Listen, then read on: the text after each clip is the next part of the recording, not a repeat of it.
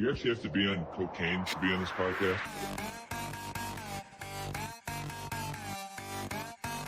It's a great day to be a Wildcat!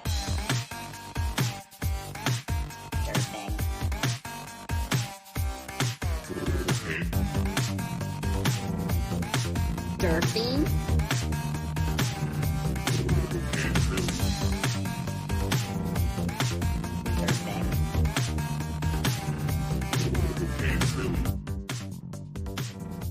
What is up, everybody? You're listening to yet another edition of Cocaine Willie. I am your commissioner, Bob Trollsby, and as always, I'm joined by my co-host, the good chef, Andre Napier, and Fireball Matt Marchesini.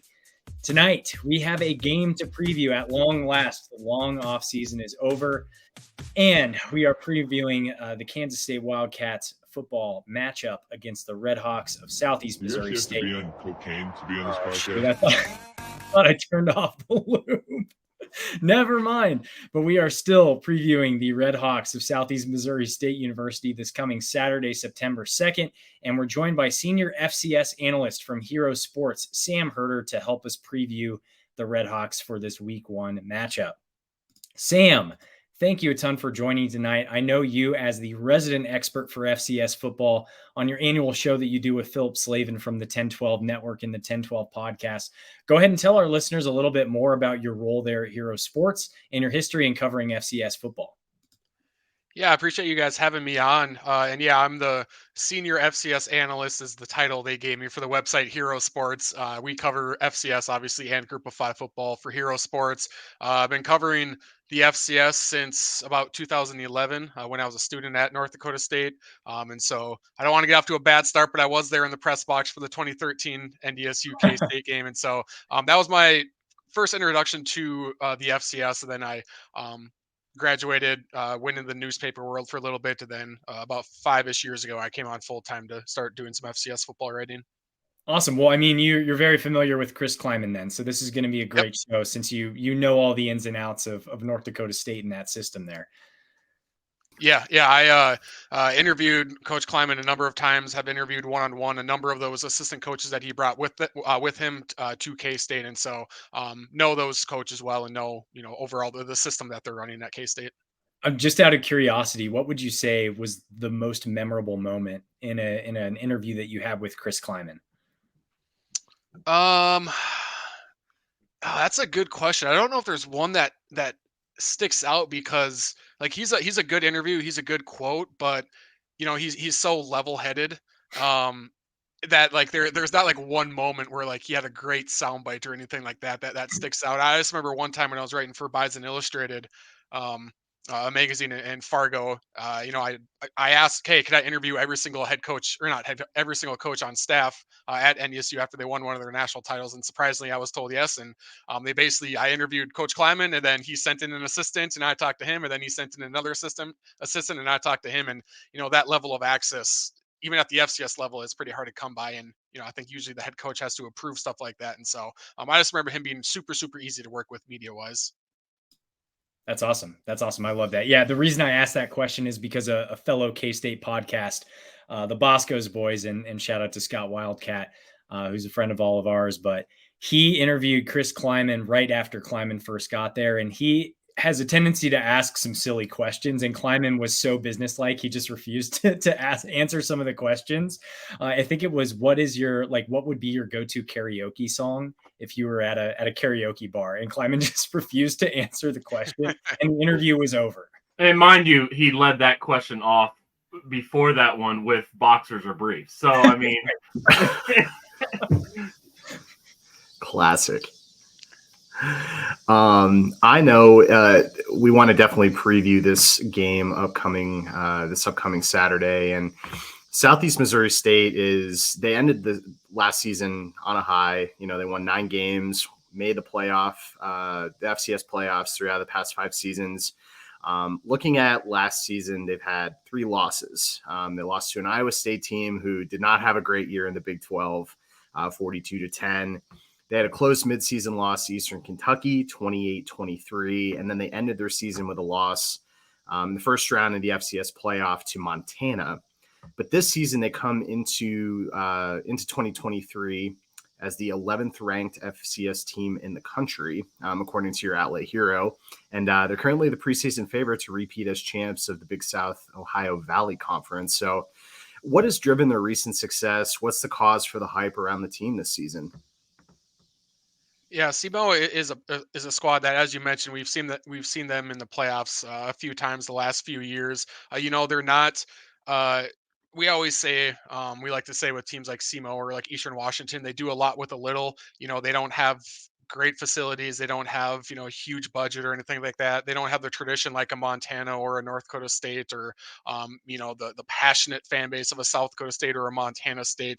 But they're still consistently always solid. And they take some transfers here or there, but they're not an FCS program like a UIW or a Jackson State that have taken in like 20 FBS transfers this offseason.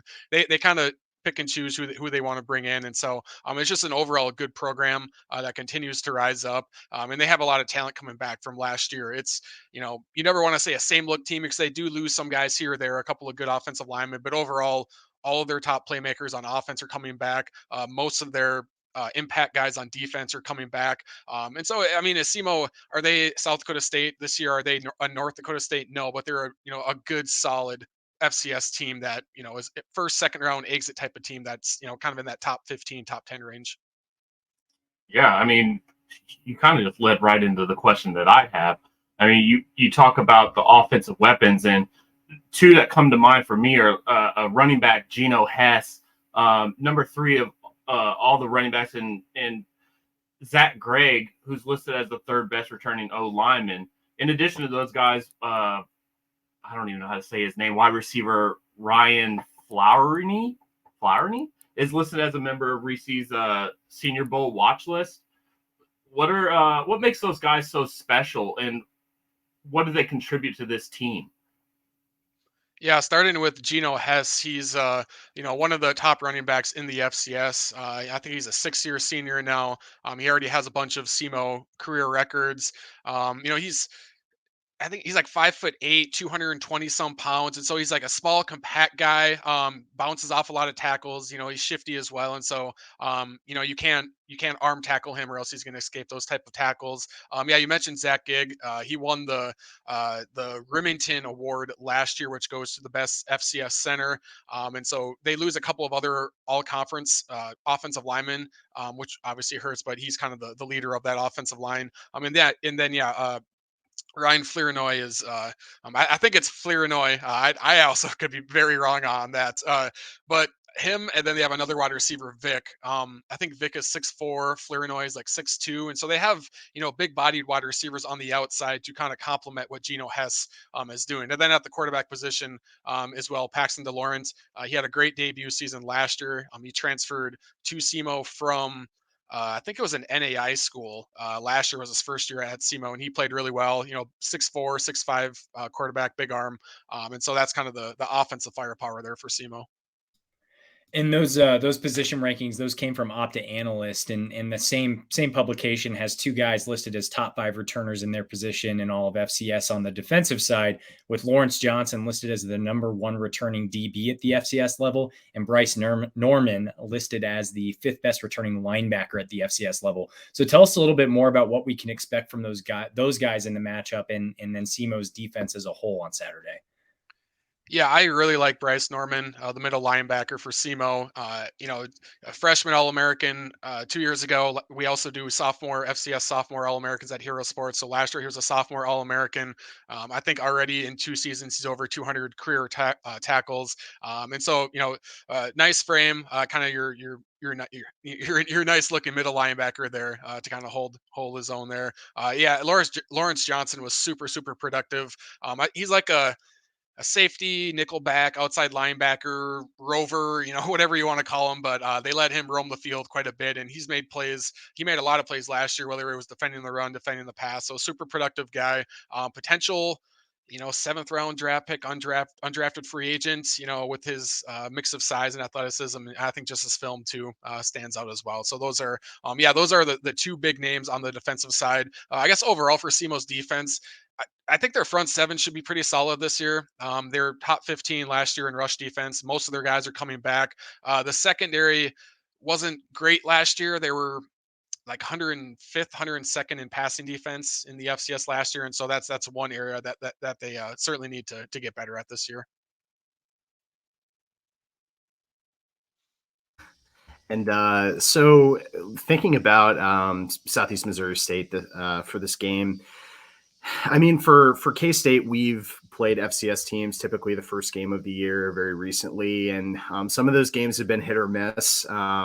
South Dakota has been one of those teams, at least in the past. Although last year we were able to beat up on them pretty bad. The last meeting was deep into the fourth quarter.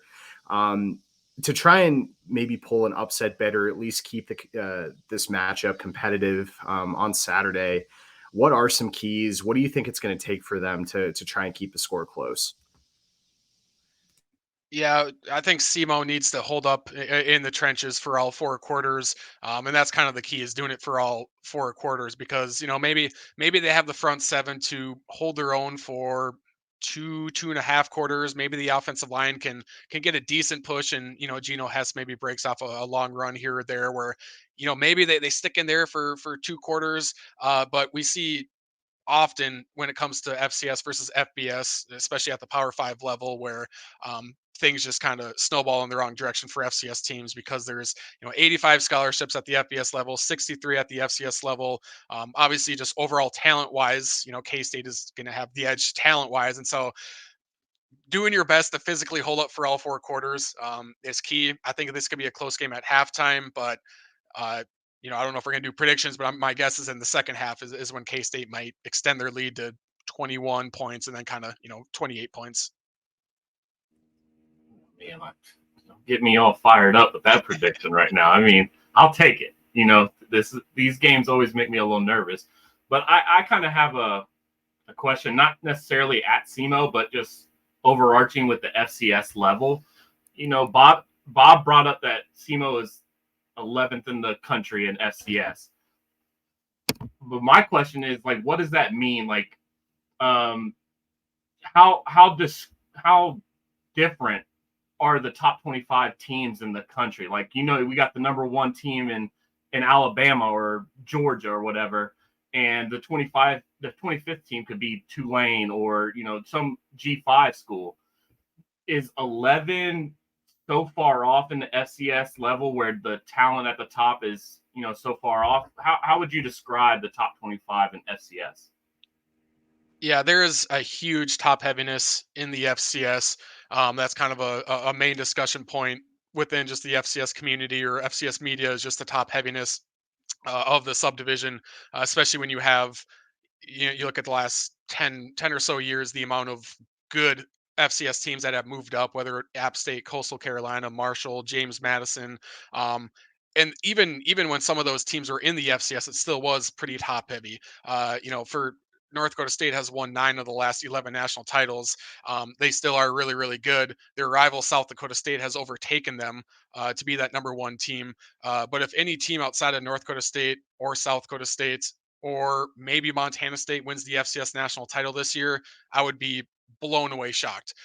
There's a heavy divide even between South Dakota State and North Dakota State. And I think there's a heavy divide between North Dakota State and Montana State. And so when you go from 1, 2 to 11, I mean, SEMO is good. They're a good quality FCS team, but if they played South Dakota State, they would probably lose by 21 points. And so that is, kind of the big divide there in the FCS, where you could be a top 10 team in the FCS, the number 9 team in the FCS, and you're probably still not going to come close to winning an FCS title, because those top 2 teams are that much better than everyone else, especially lately. Now, I'm a huge college football fan, and I do keep track of a particular FCS school, the U Albany Great Danes. I grew up in Albany, and they beat up on the Fordham Rams this past weekend, week 0 football. But thinking about FCS very recently, it's basically, it feels like it's all about North Dakota State. It's all about South Dakota State. You have them 1-2 in your preseason poll for 2023. What are you expecting from those two teams? And right now, I mean, would you pencil them in? Do you think they're going to repeat as attendees of the national championship game this upcoming year? Yeah, odds are pretty favorable that we do see a rematch now with, the FCS playoff bracket. That's the fun thing about the FCS 24 team bracket where, if NDSU drops a couple of games this regular season, because they do have some question marks, they could be the 4 seed and South Dakota State could be the 5 or the number 1 seed.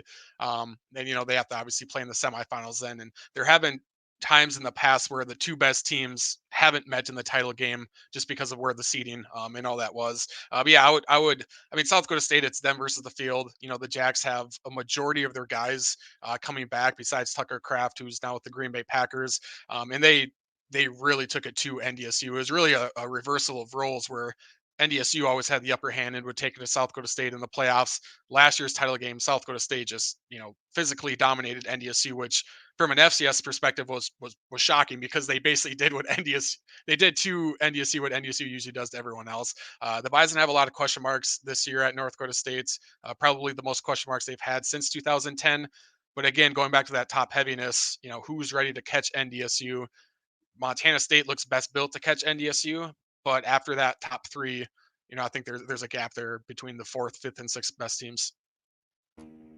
Man, that gets me hyped, man. Like, I know I'm a playoff hater, but just that whole 24 team bracket, that is nuts. Just so much football, everything's on the line. I got another it's not out there, but just overall FCS, because this is a world that I just I'm not in. But this past year, what is it? Lindenwood, Stonehill, what is it? Texas A&M, Commerce. Yep. They all made the jump to FCS. Jacksonville State and Sam Houston, they're going to FBS this year. I think Jacksonville State just played and won, I think. I'm not sure. They did. They're a salty team. And Sam Houston's always seems like they were top of the cream of the crop. But when it comes to FCS football and teams jumping from, I don't even know what the level below FCS is. It Division II? Yeah, I guess D2. It just depends. But we're going through conference realignment and FBS. And, that's what everybody's talking about. And you brought it up earlier, teams just kind of going back and forth between FCS and FBS and all that stuff. Is it similar like when a team leaves from FCS to FBS, and does it mess a lot of conferences up and traditions and stuff like that? And also I want to know who replaces Jacksonville State and Sam Houston, if for those conferences, do they automatically have to look for somebody to come in? I know I'm all over the place, but No, you're spot on, because that is also another big talking point in the FCS. There might be FCS people that talk about realignment just as much as Power 5 people, because when Oklahoma and Texas left, that they probably didn't even realize it, but that almost put a lot of FCS conferences in shambles, because that trickled down into the G5 realignment where the Big 12 had to add teams, and then Conference USA had to add teams, the Sun Belt had to add teams. They went into the FCS. And then there was some FCS versus FCS realignment. The ASUN and the WAC started their own. The WAC restarted football. The ASUN started football. They purged the Big South and the Southland and the OVC, which is why we have the OVC Big South merger. And so I would argue that realignment has wreaked havoc on the FCS, worse than the Power 5, because there have been multiple conferences on life support where the ASUN and the WAC, they've now had to combine to be one conference because they didn't have enough members. The Big South and the OVC were down to 4 members each because of all this realignment, so they had to combine and form one joint football league. And yeah, it's tough because FCS to FBS move ups they've always happened. Boise State was in Division I AA at one point, and it's always been, well, Boise State moves up, and then Youngstown State takes over as the power, and Marshall and App State take over as the power. Well, they leave, and then James Madison and North Dakota State take over as the power. Jacksonville State leaves. South Dakota State is now rising up, and so we've always kind of had this where teams build and they go to the FBS, and then other teams step up. But we're getting to a point now where you look up, and when the FCS loses 3 blue bloods every 3-4 years, now we look up and go, okay, how many teams in the FCS really take football seriously, where they're invested in football and they have passionate fan bases and football matters to the university? All of a sudden, that number keeps on going down and down. And yeah, when you lose James Madison and then you bring in Lindenwood, different conferences, but overall, you lose a team to the FBS, you bring in D2 teams. And so that's the kind of concern with the FCS is, North Dakota State and South Dakota State, they're not getting FBS invites anytime soon because where they're located. And so is it going to be South Dakota State and North Dakota State playing in Frisco every year while Conference USA keeps on taking Southern based teams, and keeps on kind of watering down the FCS? And so that's, a long answer to your question, but yeah, realignment is a major, major topic in the FCS. No, that was perfect. I mean, that's kind of exactly how I was imagining, because I think of FCS, and no offense to FCS, but I kind of think of it like a revolving door, like these teams that, build themselves up and then all of a sudden they're ready. I think that's like, I was reading something about like, having to have a certain amount of students and all that stuff, but I don't know if that was true, but it's nuts what the landscape, how the trickle effect works. I appreciate answering that question. Yeah, and I think what a lot of FCS fans are hoping for now is, this might just be an FCS discussion because the Group of Five certainly doesn't want this. The G5 wants to attach itself to the Power Five as long as possible. But, kind of the hope down here in the FCS is the Power Five splits off and does its own thing. And then the 50, 60 remaining G5 teams, whatever it is, they bring up like the top 10, top 15 FCS teams. And there's a new Division One AA that has its own 24 team playoff, and then the FCS is now Division One AAA. They keep on doing their usual playoffs, but now you kind of have that middling of the G5 in the FCS. I think that's kind of what a lot of people are hoping for now, just because that situation is so much more fun for North Dakota State playing and still being able to compete for a national title in that G5 FCS merger compared to now where NDSU can't even sell out semifinal games anymore because they're just playing Incarnate Word in Illinois State just doesn't move the needle for NDSU fans anymore because they've been winning titles for 10 years, 11 years. They want something different, but they're located in Fargo, North Dakota, and no FBS conferences have come sniffing NDSU when it comes to adding potential FCS teams. Well, that's super interesting too, because your point about it being pretty top loaded that you made earlier, if you bring in some G5 teams or at least combine some of those top 10, 15 teams from FCS with the G5, I feel like it makes that parity a little bit better at the top end for those 10 to 15 teams who are at that top, the upper echelon, if you will, for FCS. So that's super interesting that you bring that up.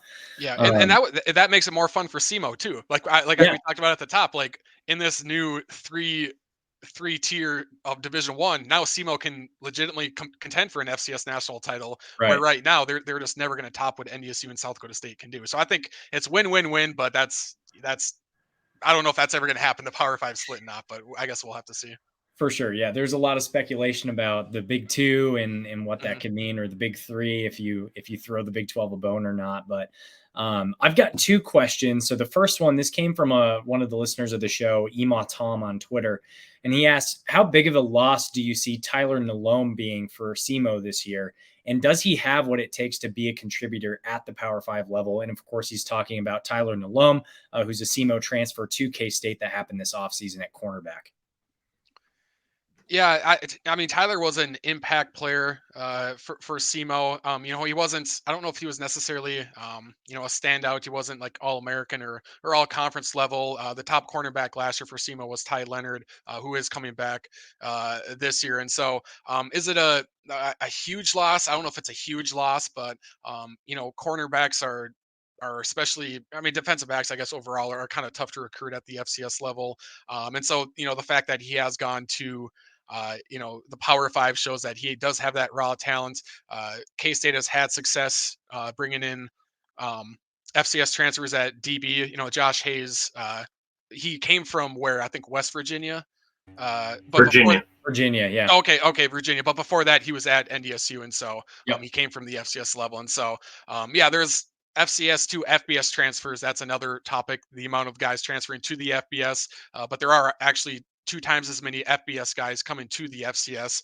It's not always an even trade 2-for-1 there when you do lose some standouts. But Yeah, I guess I don't know where he's at on the depth chart, but can he make an impact? For sure. Maybe that's on special teams to kind of until he gets comfortable with the scheme. But yeah, I mean, his raw talent is there because I think he had a decent amount of P5 offers once he was in the transfer portal. Yeah, and that brings me to my second question, which is, you alluded to Josh Hayes there as a North Dakota State guy. You obviously know about Josh Hayes and his career trajectory that he had, where he finished up at K-State and ended up being a draft pick to Tampa Bay, which was a great story. And he was a truly like a plug and play guy with Clanderman's offense. He was going from one system that he knew. Probably didn't have that success at Virginia, in part because of injuries, but in part because he was playing in a different system, and then comes to K-State and has tremendous success there. Another guy who's similar to him that everybody's been making this comparison this offseason is Marquise Siegel, who also transferred from North Dakota State to K-State. So I'm curious from your perspective, what do you think about that move for Marquise Siegel, and what do you think he brings to the K-State defense? Yeah, he's playing safety now, right? Yeah, they converted him. Okay, yeah, because he was supposed to be NDSU's top corner this year, and so him transferring was kind of a big surprise. NDSU lost their top 3 cornerbacks from last year and their top 3 safeties. Half of those came to the transfer portal, and I know Siegel was highly recruited. Like I said, he was expected to be maybe the top defensive back for NDSU this year, and so I think he has. I can't go in depth with it, but he probably has a much better chance to make an impact for K-State's defense this year. All right, I'm going to throw it over to the other two guys if there are any final questions. I mean, I could do this all day. I'm so pumped for SEMO. I know Matt might you have another one, Matt? No, I'm excited. I'm excited to hear where you go with this. No, it's all football. I really don't remember ever watching SEMO at all, and I'm kind of like wondering what kind of offense do they run, what kind of defense do they run. And I haven't watched any film on them. Not that it's my job to do that, but it kind of is yours. So, what kind of offense and what kind of defense do they run? Is it because everybody's kind of switching over to that 3-3-5, and I don't know if they do that at FCS. Is that a thing that SEMO we would see? Yeah, as far as defensively, I can't remember off the top of my head what their base is, but you do see a lot of 3-3-5 in the FCS, especially when you can have. It seems like a lot of FCS teams like to have that fifth DB that is a bit of a rover like a Lawrence Johnson who we talked about earlier. As far as the offense, things start with Geno Hess, the running back. They want to establish their run, the run. They want to play a physical brand of football. They're not necessarily spread you out, 4 wide receivers, go tempo. They want to play a physical brand of football. But they played Iowa State last year, and my girlfriend's brother-in-law is a huge Iowa State fan, and I remember him telling me that SEMO's bigger wide receivers gave Iowa State problems last year, and I think a couple of those receivers are coming back this year that were transfers last year. So I didn't know a whole lot about those guys at the time, but they gave Iowa State fits last year. So they kind of have a good balance there where they want to establish the run, they want to be a power run game with Geno Hess, but they got 2 big body receivers on the outside where if you are an FCS defense and you sell out to stop the run, because K-State doesn't have to sell out to stop the run. They could play their base and be fine. But for other FCS teams, if they sell out to stop a guy like Geno Hess, there just aren't a lot of cornerbacks in the FCS that are 5'10", 5'11" on average that can go one-on-one with those taller wide receivers. And so I don't know if that's a super great X's and O's answer there on that, but yeah, that's what I got. That took care of me because I'm wondering how you already explained how they're going to attack, but whether it's coming from a spread them out, because that Geno Hess kid, he scares the piss out of me. Those bowling ball, because Matt brought it up earlier. The FCS teams that we struggled with, what was it, Southern Illinois, maybe a couple of years ago. Illinois, yeah. That was when Scott got hurt. Scott got hurt, and they had a running back. He was big though. He was 6'3", 230, and he just Javon Williams. They just hand the ball to that guy, and if Geno Hess is comparable where he can take a couple hits and bounce off of early in the season when we're not used to tackling live and all that stuff. That those kind of players can hurt you real fast. And if they're handing it out of the eye or out of spread or whatever, as long as they get the ball to him, that concerns me. So that's kind of why I was asking, and you answered. Yeah, and they do spread, a defense out. It's not like NDSU where it's, two tight ends and then a fullback I formation under center. They do spread you out with maybe 3 wide receivers, and then they hand the ball to Geno Hess, and so it is they want to be a quote unquote power run game, but it's not in the traditional sense of 2 tight ends and a fullback. They'll spread you out and try to get Geno Hess one-on-one with a linebacker. That makes sense. And Chef, to your point, that does scare me a little bit too, because I think about a couple of the games last year where K-State did struggle. You think about Ty J. Spears and what he was able to do with Tulane, and then you think about Robinson and what he was able to do at Texas. So I think if we're given a key to victory to SEMO, it's potentially having that power run game and seeing what they can do with that. Yeah. Well, Sam, we are done with our questions. We appreciate you coming on, but before you go, hit us with your final score prediction and then plug whatever you've got going on, where the people can find you and find your great work that you do with Hero Sports. Yeah, I appreciate that. I'm on Twitter at Sam Herder FCS. Our website is herosports.com.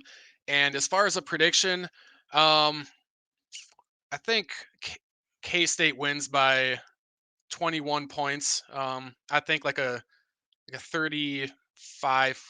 Well, see, I think SEMO can maybe get more than 4. So maybe like a, I don't know, 38-17, somewhere around there. K-State win. I think it'll be relatively close for a half, and then K-State pulls away in the second half there. I'll go ahead and mark you down for 38-17. Yeah, let's do that. You waffled a little bit, yeah. Part of me was kind of hoping that you would pick SEMO to win, just because last year we had our South Dakota guy. His name's Mark Wendt. I don't know if you've interacted with him on Twitter. Oh yeah, well, he's a USD fan. So. He's a huge USD homer. He picked the Yotes. He picked them to win it all. And we ended up not we won that game. So he was wrong in his prediction, but I was kind of hoping for a double reverse jinx there or something. But Sam, we appreciate you coming on, man, and best of luck this season, and best of luck to the Bison as well. You've got 3 Bison fans here by proxy because of Coach Kleiman. Yeah, it should be another fun season. Thank you guys for having me on. Yeah, come back. Absolutely. Yeah. Thanks, Sam. All right. All right, guys. Well, that was a pretty damn good prediction, I would say. Feeling good about Saturday? Am I? Baby. I'm stressed, baby. I don't know. I think these at the first game always gives me the nerves because you don't know what we're gonna look like. As much as we're Big 12 champions and all this stuff, we haven't seen them lace it up, and SEMO hasn't laced it up either. But these ones can get spicy real freaking quick. Yeah, it seems like every other year we're struggling with the FCS team too. So yeah, and I don't know if it's maybe a little bit of a change in tune for these games, but if we think about the last 2 seasons, the first game of the year, we've looked really good. We've looked prepared. The Stanford game, and then the South Dakota. That wasn't 2 years ago. Wasn't it 2 years ago? No. Yeah, it was 21. That wasn't. We played Stanford in Arlington 2 years ago. That was 2021. And then we played at Stanford in 2016. 2016. We played Stanford. When was Southern Illinois? Southern Illinois was 2 years ago. Three. Oh, no, that was 2 years ago. It was 2 years ago. Because it was the same day I went to Colorado A&M that day. But so how did we play Stanford first? That was the first game of the year, Chef. And then we played Southern Illinois. Oh, okay. I'm catching up. Yo, buffering. Anyway. Whatever. I mean, the Southern Illinois game, you almost have to take a little bit with a grain of salt because Skylar Thompson did get hurt in that game. But the past 2 seasons, the first game of the year, we've gone in and this team has been prepared. And they really dominated against Stanford, and they dominated last year. This is going to be, I mean, I think there's a lot of hype going into this game because there's a lot of hype in the team, and it's going to be, where does the preparation outweigh the general nervousness or anything that these guys are going to have going on the field for the first time this year? I I think they're going to go in focused. It's business. You'll hear my prediction maybe on another show. I don't know. But, I do think it's going to be a good game for us on Saturday. And hopefully it provides a little bit of a fight, at least in the first half. And then they can find a way to really stretch it out in the second half. You kind of want to see, I mean, as much as I was just stressing and, complaining about games being too tight and stuff, you kind of want to see that in the first game. You kind of want to see how they deal with adversity from a team that's not wearing purple that you've been seeing in camp for 4 weeks. So would it be nice for SEMO to put up a fight? I think it would, because this will be my last thing I say, but what we saw last year where versus who did we play first game? South Dakota, we stomped them. We didn't even have to pass. And then Missouri, we go into that game and we don't have to pass because it's a rainstorm. And, that kind of built on where we didn't expand the playbook until it was too late and we had to do it versus Tulane and we just didn't have the guns. So for me, I would like to see a little bit of fight where we have to expand the playbook, run away with it in the second half, similar to what our guest prediction was. Yeah, I was just going to say, I like what Sam had to say in that maybe the first half is a little bit closer and then K-State busted open in the second half. And I would love to see Will Howard break the single game touchdown record at some point. I feel like this could be a good opportunity for that to happen. But as Matt alluded to, we will have a separate pod where we talk through our predictions. Chef's going to give a recipe for success. We're going to go through our predictions, our locks for the week, and then your favorite segment, Guys Talking Ball. We'll talk a little bit more about the depth chart and our takeaways from the depth chart, which was released on Monday. And for all of us here at Cocaine Willie, though, thank you for listening to the show on your podcast feeds or watching us here on YouTube. Do us a favor. If you're listening on Apple or Spotify podcasts, leave us a 5-star rating. Shout out to D-Swoy for the 5-star rating, saying he loves Chef's insane takes and that we are a, quote, must-listen pod. So I love that from D-Swoy. If you're watching on YouTube, give us a like on the video as well. And as always, you can follow the show on Twitter or Instagram or YouTube at Cocaine Willie, or follow us individually. I am at Bob Trollsby. Fireball Matt is at Matt Marchesini, and Chef is at Chef Andre Napier. Chef, take us out. Cocaine's a hell of a drug, baby. We are all coke and no joke. Wildcat country. All right.